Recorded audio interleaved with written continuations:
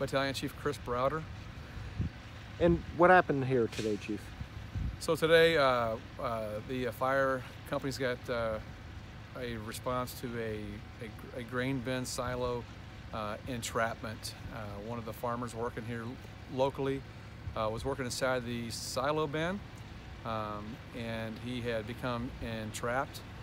And so the people here on scene called 911, and we responded with our first couple of engine companies to get the initial operations going, and then we started adding a larger response, which included the assets from our urban search and rescue here regionally, as well as a farm rescue unit operated by Rivers Point Fire Protection District. When you arrived on scene, there was no sign of the man at all? Correct. Yeah, there was no sign of the person inside there or roaming about.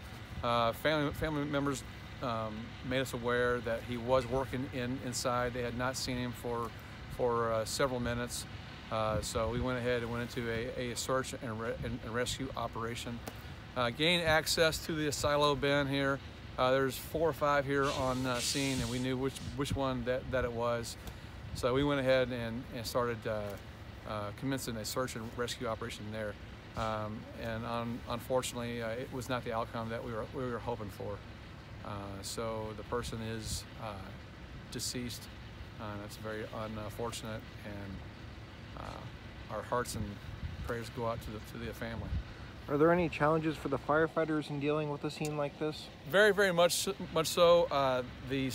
When a silo bin is full with it would be corn or grain or whatever the product is, it's not a stable environment. So when you enter that environment from the top, because when they're 2/3 full or 3/4 full, you have to go in up on top, and the product is not stable enough to hold a person of any weight.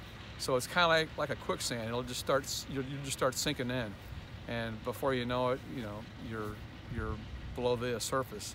So it's very challenging. Crews are trained to make those entry and work. So we have, believe it or not, we have special equipment, and it's just simple solid platforms that we use that we can stand on to keep it from actually sinking in, and it distributes that weight across the product. What municipalities were on scene here helping with the rescue? Wentzville Fire District was initial on scene. This is our response area.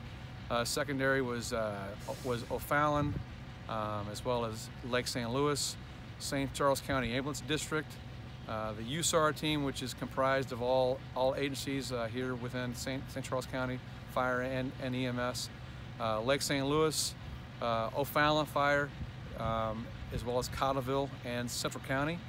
And then we also had law enforcement agencies from St. Charles County Police.